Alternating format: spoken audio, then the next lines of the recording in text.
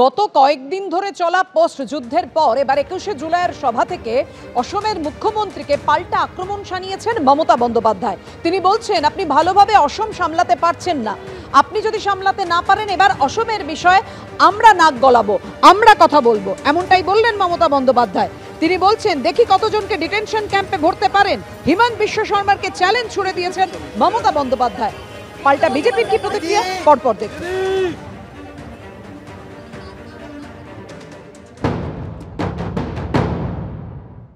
আমার এখানেও 26% তপশিলি বন্ধুরা আছেন, আমার এখানেও 6 লক্ষের ওপর আদিবাসী বন্ধুরা আছেন।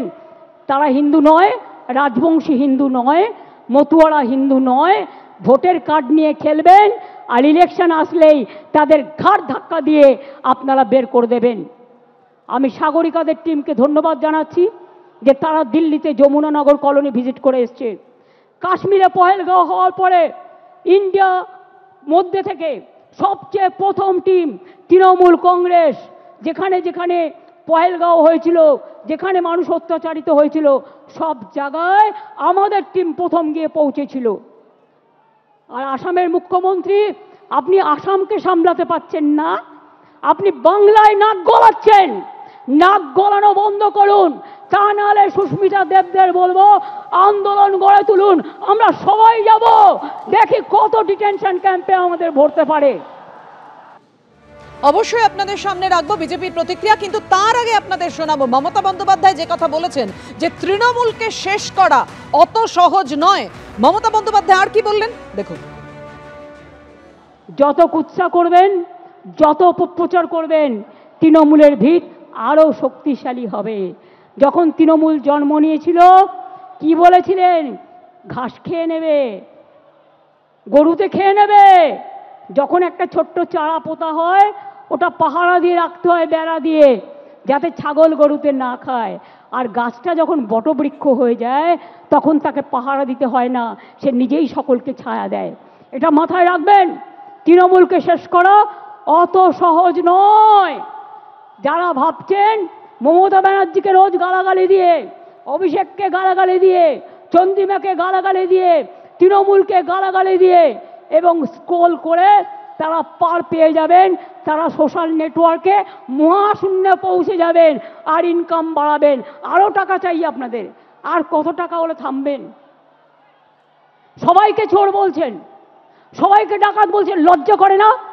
এবার যদি কাউকে চোর বলে, সে যদি চোর না হয়, আপনারা পাল্টা তাদের আন্দোলন করে বলে দিন, এই চোর ডাকাতরা, এরা হচ্ছে চোর, চিনে নিন, এরা হচ্ছে ডাকাত, চিনে নিন, এরা টাকা খাচ্ছে, চিনে নিন, এরা কয়লা গরু সব টাকা খায়। তার কারণ বিএসএফ এর আন্ডারে হচ্ছে বর্ডার, সিআইএসএফ এর আন্ডারে হচ্ছে কোল, রেল হচ্ছে আরপিএফ এর আন্ডারে। শিখিয়ে দিয়েছে, আমার পোস্টার ছিঁড়ছে, এত বড় সাহস, বাংলায় থাকবে আর আমার পোস্টার ছিঁড়বে। আমরা ধরে ফেলেছি, আপনাদেরও ধরতে হবে। সেন্ট্রাল ফোর্স মানে বিজেপি নয়, স্টেট ফোর্স মানে তৃণমূল নয়।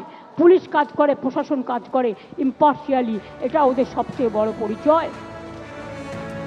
21শে জুলাইয়ের মঞ্চ থেকে ডিটেনশন ক্যাম্প নিয়ে হুঁশিয়ারি ছড়ে দিয়েছেন অভিষেক বন্দ্যোপাধ্যায়। তিনি বলছেন, দেখি কত ক্ষমতা, ডিটেনশন ক্যাম্পে ভরবেন, আমরাও দেখে নেব। অভিষেক বন্দ্যোপাধ্যায় যে কথা বলেছেন রাখবো আপনাদের সামনে, যে ওদের গণতান্ত্রিকভাবে হারিয়ে ডিটেনশন ক্যাম্পে নিয়ে যাব। 21শে বলেছিলাম খেলা হবে, এবার পদ্ম ফুল উপড়ে ফেলতে হবে, কি হুঙ্কার দিয়েছেন অভিষেক বন্দ্যোপাধ্যায় দেখুন। আমি আপনাদের বলছি, 1 ইঞ্চি জায়গা ছাড়বেন না।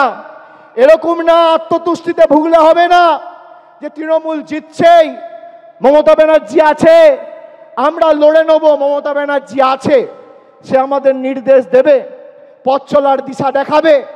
মাঠে ময়দানে আমাদের সবাইকে লড়তে হবে, 1 ছটাক জমি ছাড়া যাবে না। দেখি এদের কত ক্ষমতা।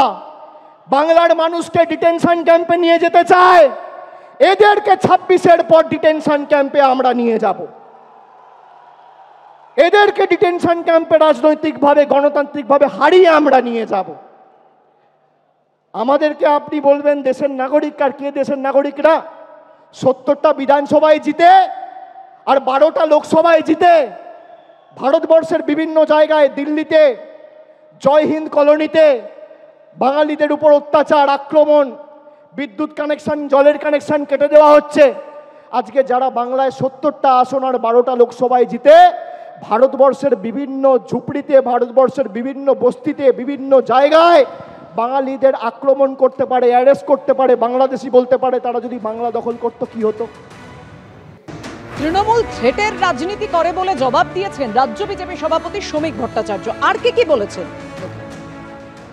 পশ্চিমবঙ্গের বাইরে কোনো বাঙালি অধ্যুষিত অঞ্চলে চিত্তরঞ্জন পার্ক থেকে কারালবাগ আর ওখানে বেতুল থেকে পিলিভিট,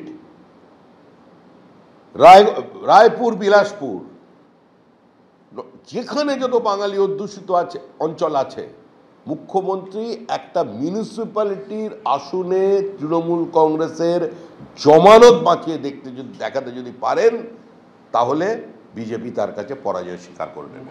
ওখানে আন্দোলন করতে পারেন, ভালো করে আন্দোলন, একদম গেট দরকার হলে আসাম সরকার, আসামের বিজেপি আপনাকে স্বাগত জানানোর জন্য ছবি দিয়ে গেট পর্যন্ত বানিয়ে দেবে। আসুন, আন্দোলন করুন। আর আপনার সঙ্গে তো হেমন্ত বিশ্ব শর্মার ভালো সম্পর্ক ছিল, পুরনো দিনের সম্পর্ক, তো করুন আন্দোলন, অসুবিধা নেই।